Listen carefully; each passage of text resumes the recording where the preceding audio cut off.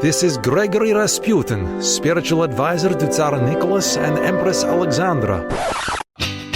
I was having a night on the town when jealous henchmen from royal court put a couple of bullets in my back. Fortunately, Professor Buzzkill was there to minister to me and heal my wounds.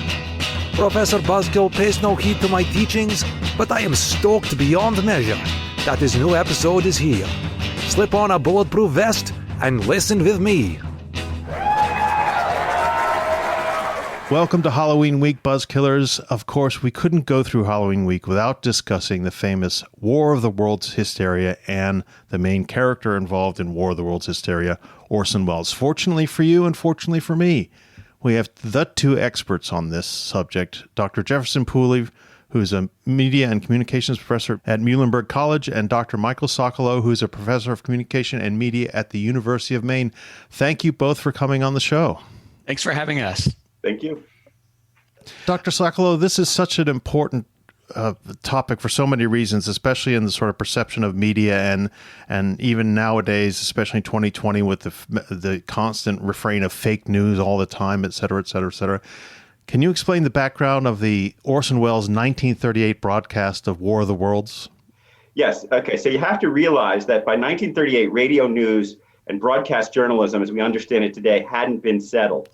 So radio news flashes were pretty crazy, and the scale of a story wasn't established yet. However, 1 month before the broadcast went on in September 1938, the Munich crisis occurred, which had news flashes constantly. Right. And so that sort of framed and set the framing for the show itself. The show itself, it was an unsponsored program that had been given to Orson Welles because he was a great dramatist with the federal project, the New Deal federal project. When you say the scale of the story hadn't been established, what does that mean in media analyst terms? Oh, so CBS and NBC were still working out what they break into the network for. Oh, so okay. they might break into the network for a smaller story. Like I know they've done it for local prison riots, for instance, in the 20s and 30s, which they stopped doing in the 40s and 50s. Mm-hmm. So they didn't really know what breaking news was the way we know it today. Okay, and this is part of the whole phenomenon, or the phenomenon that radio is a newish medium, and instant communication is a newish thing. So how was the show structured? Okay, the show was structured brilliantly. So it opened with this Raymond Raquello playing his music in the Brooklyn Hotel, which would have sounded just like a regular network show. And 7 or 8 minutes in, there's a news flash, but the brilliance of it is the news flash isn't very detailed. And then they go back to the music. And then a few minutes later of the music, they come back, they flesh it out. And over the next 15 minutes, they really make it sound like news is breaking, but they're still finding out the story. So is this a kind of play within a play or show within a show? Absolutely. Yeah, it's meta in that way. And interestingly, Welles would be asked later, and he didn't realize that it would work out that way. And same with the CBS executives. They believed people would believe it was a show. People would believe it was a show. Okay. And then I think it was Welles himself who adapted the novel to the radio script. Well, right? Howard Koch, the two of them. Oh, Howard the Koch. two of them did it.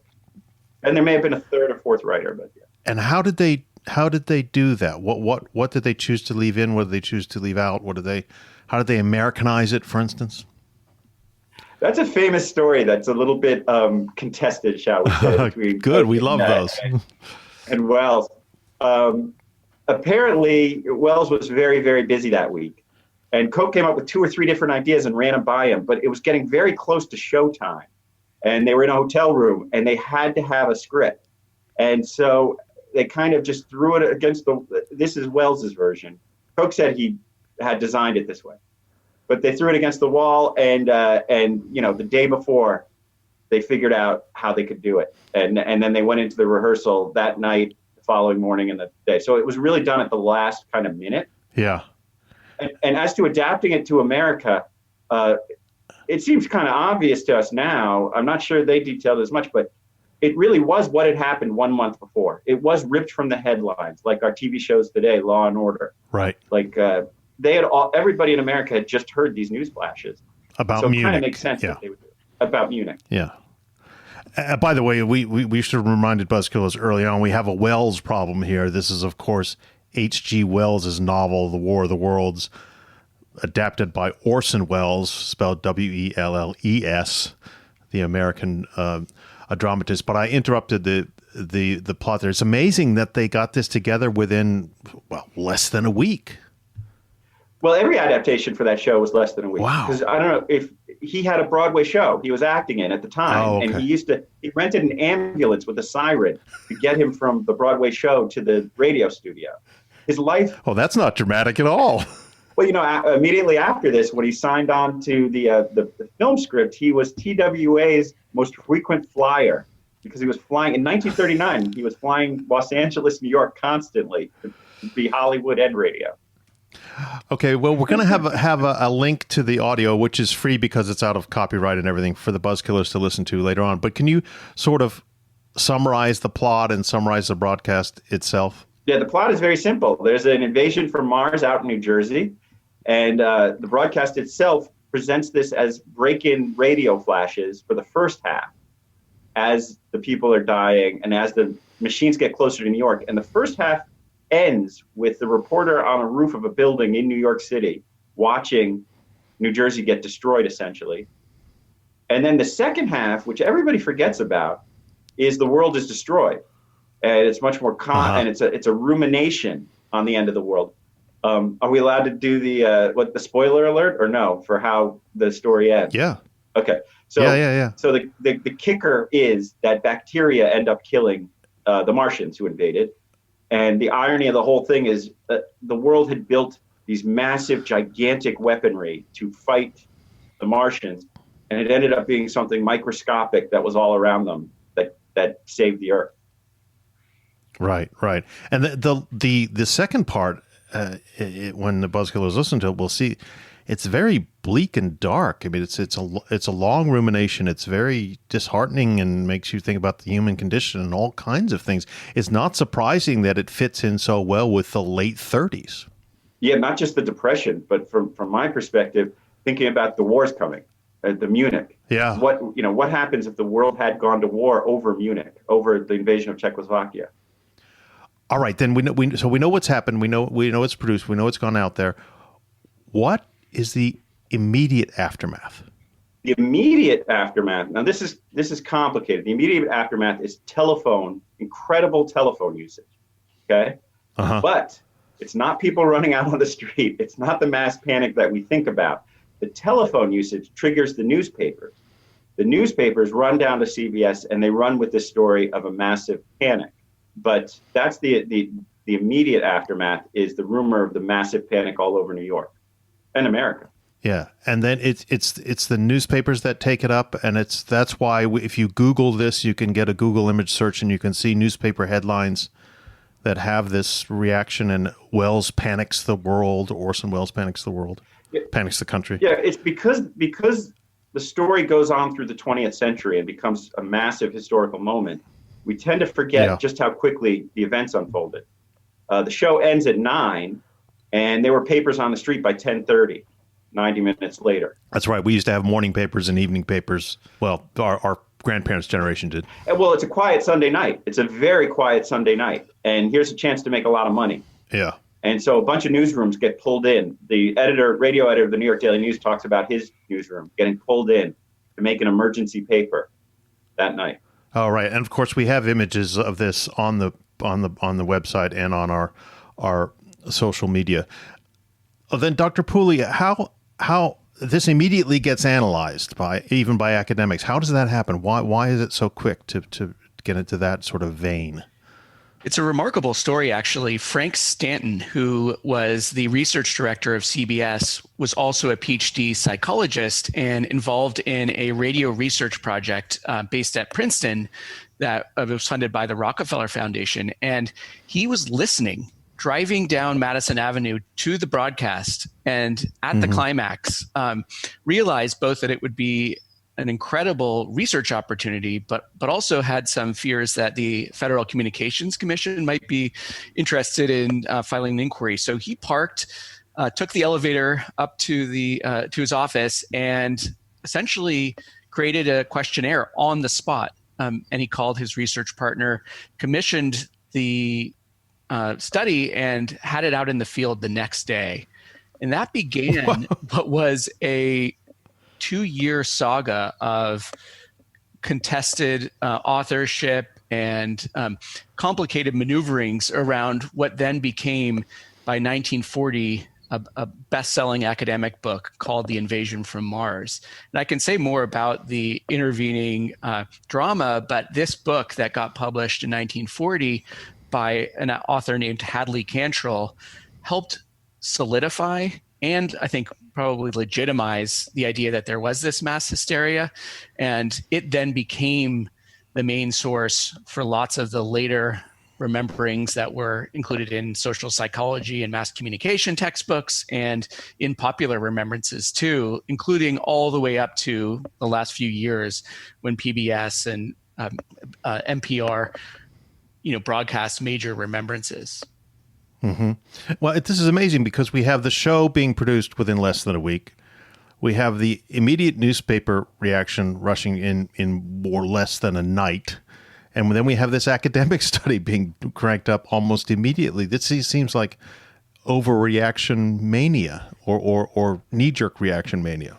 It's a good point. I mean, in fact, Frank Stanton, who was to become the president of CBS, and his partners in this Princeton-based radio research effort, they were on the perch of losing the Rockefeller grant, or not having it renewed at least. And they were, as a result, pretty nervous. And they also had in mind this idea that they later referred to as firehouse research, which is the idea of taking something that happens and opportunistically jumping on it. And what's fascinating about the research that they then put into the field, which didn't just include that questionnaire that Stanton had commissioned, but also some New Jersey-based in-depth interviews, was that the research showed pretty convincingly that there wasn't a panic, first of all, and that, in fact, most of the interview data that they gathered, in addition to showing that most Americans didn't actually tune in, the sort of detailed, in-depth interviews found that many people actually did what the researchers called checking up. That is to say, they might have initially been nervous or excited, but then checked another source, like called a friend or used some other external check. And the book itself actually, as published, does indeed go into detail about all of this checking up and relates it to people's educational backgrounds and their kind of quote unquote critical ability. But the book itself is sort of framed in dramatic terms, the book that gets remembered, the one called The Invasion from Mars, so that it's really the 5th through 7th chapters that go into detail about all of this checking up. There are, the appropriate qualifiers around the audience size and things like this, but the book's jacket, its back cover copy, even the sequence of chapters reinforces the idea that there was mass hysteria. So the first chapter is a reproduction of the script of the show itself.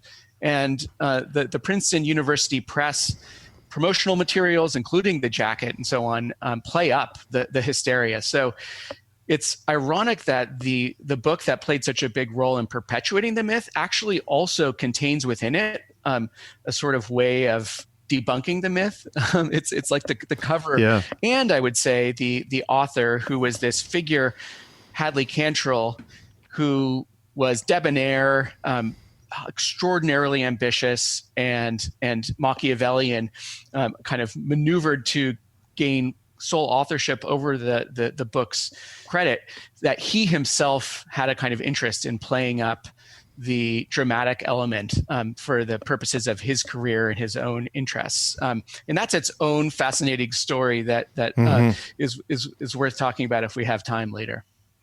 So, like so many things, you would have to have read the book, first of all, in full, and have read it carefully to notice all the qualifiers and all this is who was listening to this one.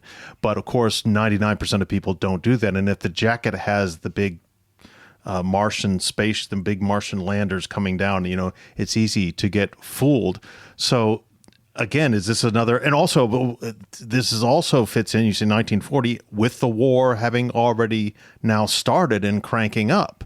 It sort of feeds into, here's an academic a plank to the panic justification. That's right. I mean, there was already in the interwar years lots of concern over propaganda from World War I and concern over advertising and radio itself. And then once you have Goebbels and the Nazis broadcasting and the concern, the popular concern, and also the academic study of propaganda mushroomed during and especially after the war. And I want to be clear that the Cantrell misreading the book, that is to say, being misread as this, proof of or evidence that there was a big mass hysteria. This wasn't just a popular misunderstanding. In fact, you can trace the academic reception of the book so that in academic studies aimed at other scholars, but especially textbooks, that this was constantly cited. And all the way to today, you could still discover citations to this original 1940 book. So I don't want to give the misleading impression that it was like the newsmen and the average person who were taking the desk and the book copy as a false indication. It was, in fact, the scholarship that carried the myth for the most part, with the mutual interplay then of remembrances and like the 1957 one. Well, what are some of the things buried in the Cantrell book that people have overlooked or should have realized in the first place? Well, I already mentioned this idea of checking up, and that the book itself gives us the evidence that people checked up. And one of the ironies is that Cantrell's book shows that people called their neighbors, which is exactly what you'd expect people to do if they were trying to verify what had initially excited them. So this was one of the reasons that the book itself contains within it the seeds of slaying the myth. Was there any way to measure, because one of the things I've always heard is that people would change the dial. They'd go to NBC or some of the to check up. Was there any way that Cantrell measured that, or was it only calling neighbors? No, there wasn't any way based on the data they had. And there were a few different sources. I mentioned the Stanton data. I mentioned some in the field, in-depth interviews. There were 135 of them that this Princeton radio project gathered. And then there also were data from George Gallup and his outfit, which was actually located there in Princeton. And those surveys were conducted later, at least a week later, if I'm not mistaken. In any event, none of them was, none of the viewership, or I should say listenership data was able to detect, given the way it was gathered, whether any of the audience had changed the dial. And again, this is something that Cantrell admits in the book, that there's no way in which that claim can be verified. Can I follow up on that real yes, quick? please. Sorry, let me just remind the Buzzkillers that you're Dr. Socolow.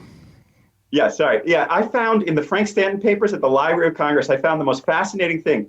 Turns out that there were about 150 audimeters, AUDIMETERS, that were being tested out in November 1938, 1 week after War of the Worlds, on the show through the A.C. Nielsen Company.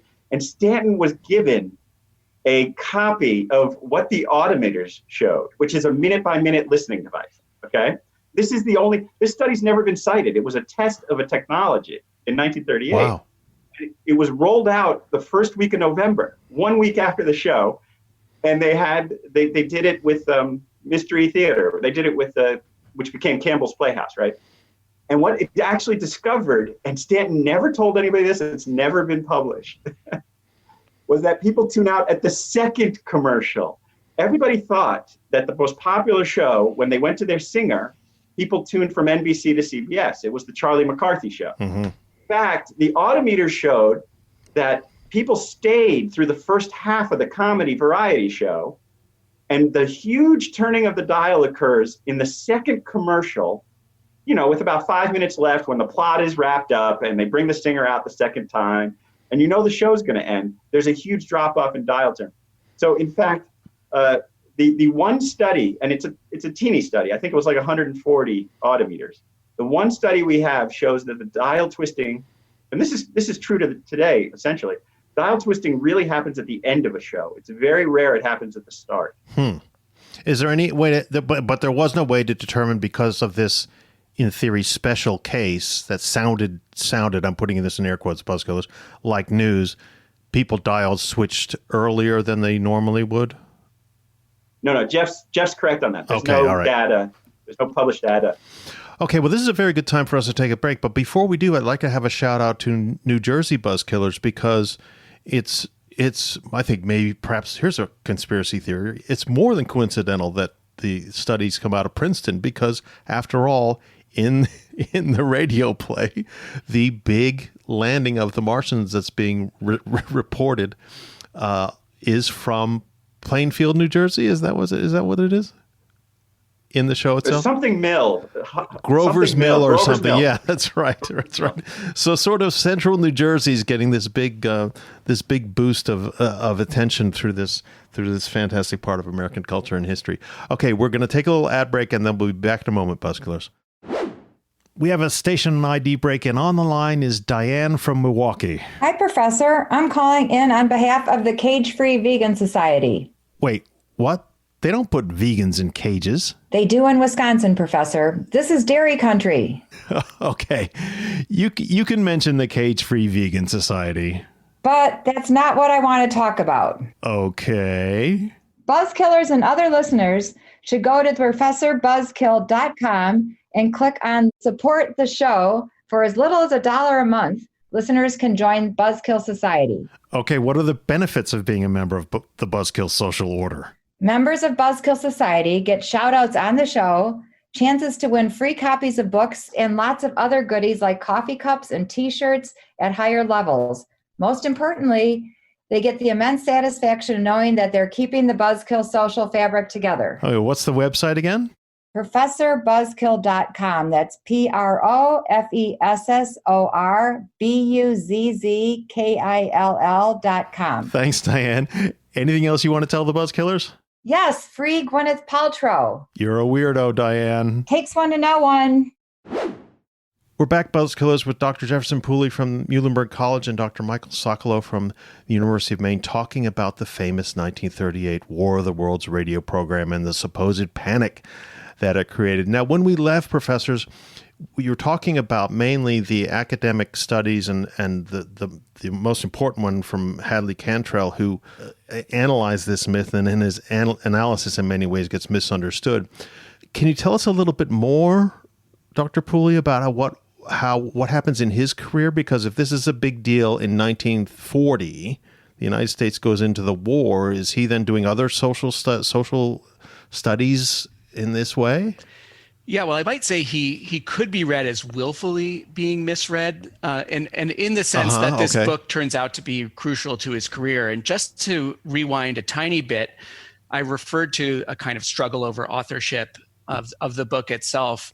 And it turns out that Stanton, Cantrell, and a third figure, this Paul Lazarsfeld, an Austrian emigre of Jewish origin, were the three of them directing this radio research project in Princeton. Mm-hmm. And all three of them were involved one way or another in this study, and a couple of female researchers who've been forgotten to posterity, Herta Herzog and Hazel Godet, were instrumental in doing the research. And I mentioned them in part because, though they did get a kind of assistance of credit on the eventual published book, the norms of the time around female research credit and some of the specific factors of Cantrell's ambition and zeal to gain sole authorship meant that their contributions to the book and the initial framing of the research are forgotten almost entirely. Yeah.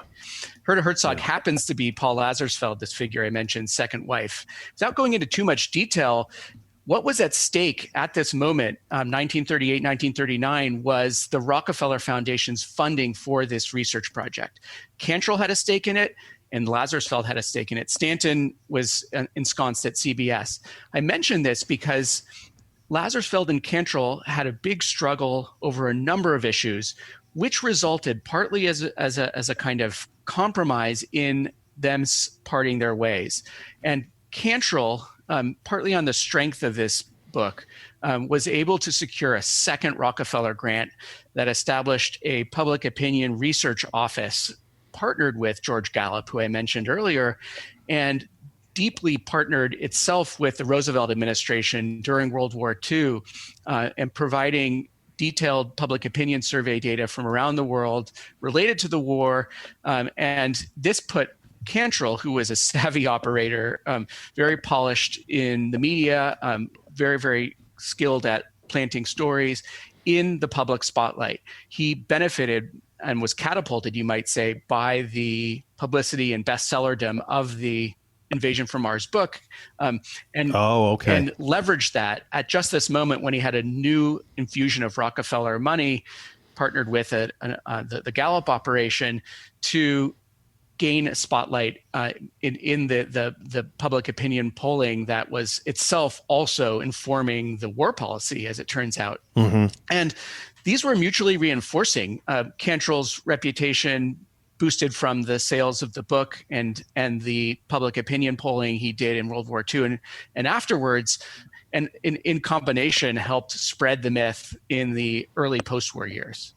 And of course, public opinion polling, although not brand new, is still in developmental stages. That's right. It's Cantrell who's one of the handful of academics who you hit on public opinion polling as an academic field, but it really doesn't take its modern form until 1936, just before this period, when Gallup himself, develops the idea of using sampling. Right. And so, yes, this is absolutely early in the history of both the popular and academic use of opinion polling. Well, then what happens, Professor Socolow, after the war, after Cantrell's done his war work and done his work on public opinion in that regard? How does this panic from 1938, and again, panic in air quotes, become legend after the war in the 1950s, et cetera?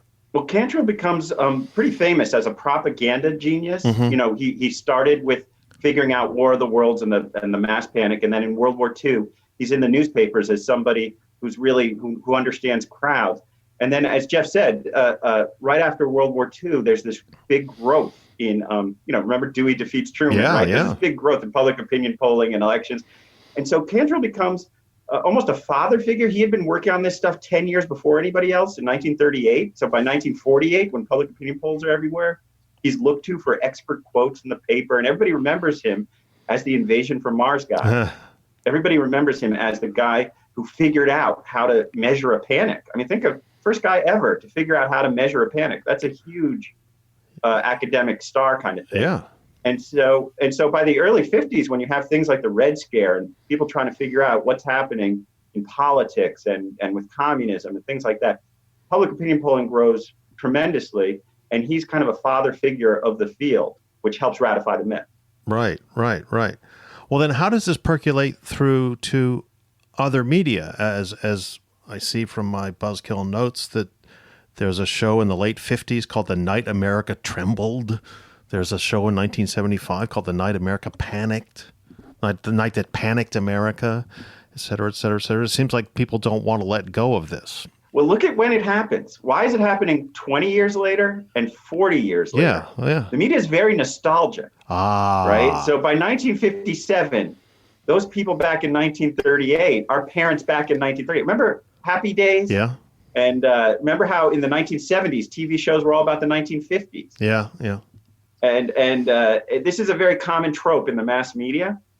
And so part of it is look at how they couldn't handle, it's the entertainment value of it. Look at how they couldn't handle this new media. Oh, I see. That's a theory, by the way. I don't know, Jeff, that's from the entertainment side. Jeff probably knows better from the intellectual side, but I have nothing to prove that theory. No, well, it's also true that I would just add to that as a supplement that CBS broadcast that first 1957 airing, and now this is CBS Radio, 1957, The Night America Trembled. Exactly. Right. Okay. And again, just like Michael said, it's sort of speculative, but the networks have an interest in demonstrating to advertisers that they have influence and effects, and so you can at least imagine how CBS would be interested in demonstrating in this vivid and electrifying past instance of the medium's massive influence, indeed its own broadcast. Yeah, so it's a way of saying, look what we can do.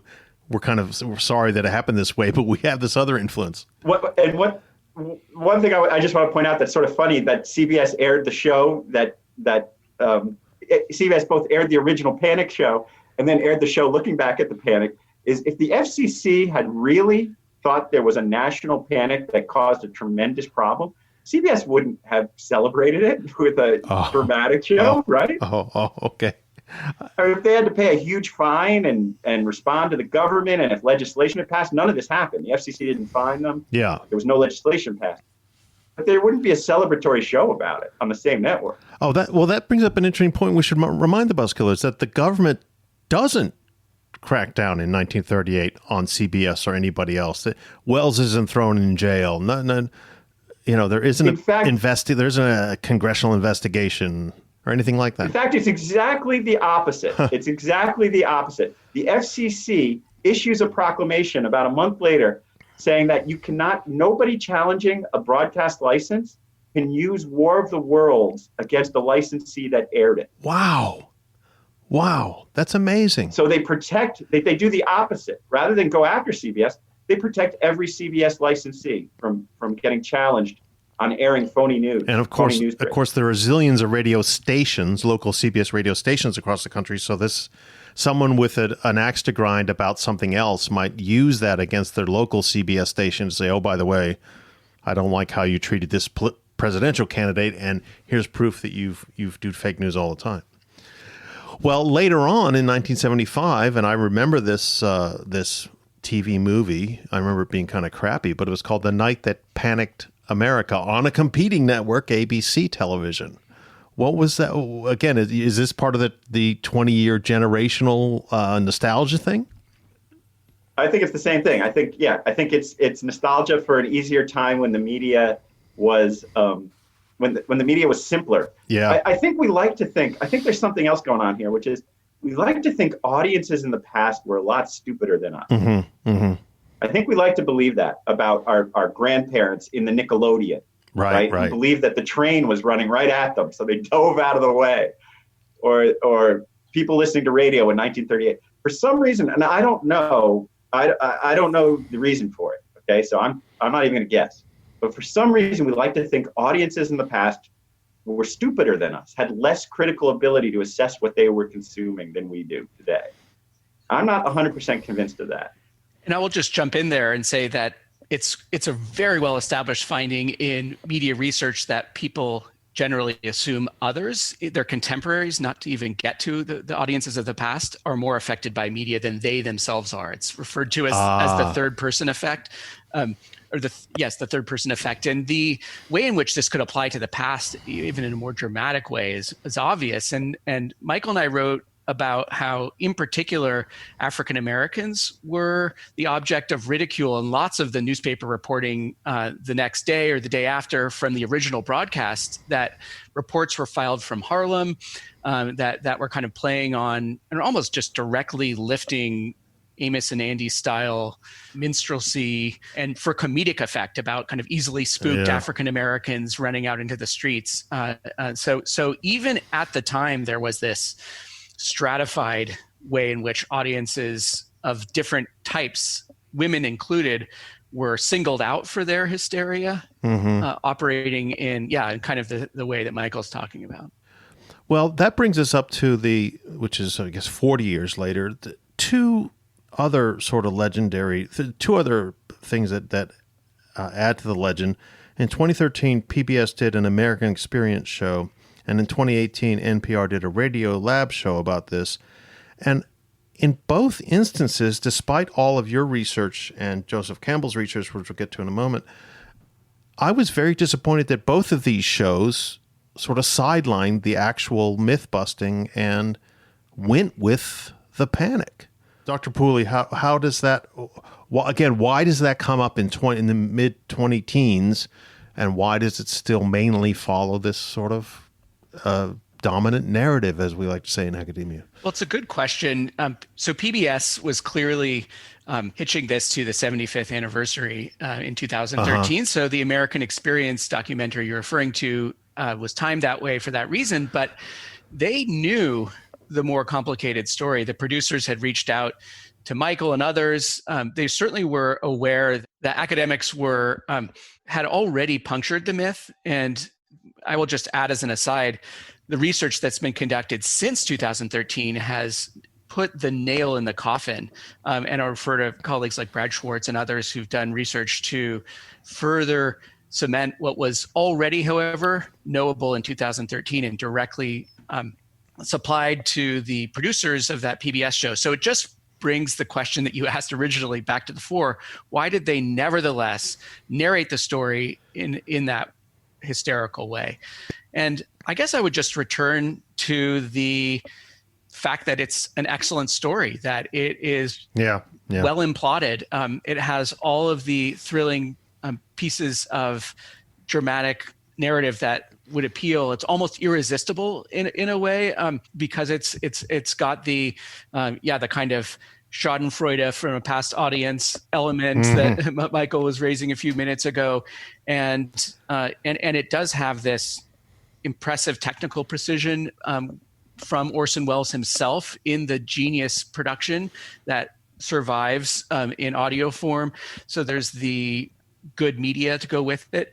All of these contribute, I think, to what makes it very, very difficult for a documentary producer, or for that matter, an introduction to sociology teacher, to resist the temptation to retell a great story. Right. And also, I would just add a real quick thing here. A lot of people think if you say there was no panic, you're casting aspersion on Orson Welles, the radio artist. Absolutely not. I think I can speak for Jeff when I say this is one of the most brilliant pieces of radio drama that was ever constructed anywhere in the world. There's no question. This was an absolutely brilliant piece of radio drama. Whether it created the panic or not shouldn't matter to that. We can evaluate it as a brilliant piece of theater. Right. In fact, with the fact that the panic and the panic myth sort of overwhelms any study of whether it was good drama or not. But one of the when NPR's Radio Lab came out with this show on this in 2018, and of course it has a podcast element to it, I thought, well, I won't have to do a show on this because they're going to take care of it. But then again, I was tremendously disappointed that they didn't do what we're doing here today. And I'm sorry, Radio Lab, to call you out on this, and you can blast me at hatemail@professorbuzzkill.com. But as relatively recently as that, it's such a big elephant in the room, such a big rock in the lake, that people go with that for 85% of the show. Then they add this little addendum at the end saying, oh, by the way, it's been exaggerated. Well, it's great. I will say this. The myth is our work, and as Jeff mentioned, people like Brad Schwartz and others, the tide is turning. Like we're cited on the Snopes page. There's a Snopes page now. Right. So if you enter the question, was there a panic in War of the Worlds? I'm sure the first 2 or 3 hits today are revisionist. They are not. Actually, I'm not sure. That's good. Oh, wait a minute. I could do that right now. The interesting thing is you'd have to check your algorithm, right? Yeah. If the algorithm thinks you want to see a panic, they'll give you Cantrill. If the algorithm thinks you don't want to see a panic, they'll give you Pooley and Socolow. Was there a War of the Worlds? Ooh. Yes, but not Snopes is number 4. Something from NPR said there was started a panic, or did it? And of course the Wikipedia page comes up first, but Slate had a thing on it. So yeah, you're right. The first few Google things, entries or whatever you want to call them, hits, do sort of say nowadays that there has been a reevaluation of this. But still, the myth is very alluring. I mean, despite what we've just Googled and what we've just talked about, I think most people still believe it. And certainly I know a lot of students who are even 18, 19 years old nowadays are taught it in sociology courses. Yeah, I will just say that one aspect could be that if you take it as a kind of wet cement moment, that the myth solidified by the early 1940s, that you had the newspaper coverage immediately. And it was driven, as Michael already talked about, by selling newspapers and the sensationalism, but also by a kind of cross-medium rivalry with radio. And so you had the newspaper element, you had this academic book that fit the narrative too, and more than that, even furnished legitimacy. And by then, the cement hardened. There's almost like a threshold of storytelling that gave it this, to use an anachronistic metaphor, an Energizer Bunny character, where it just kept going.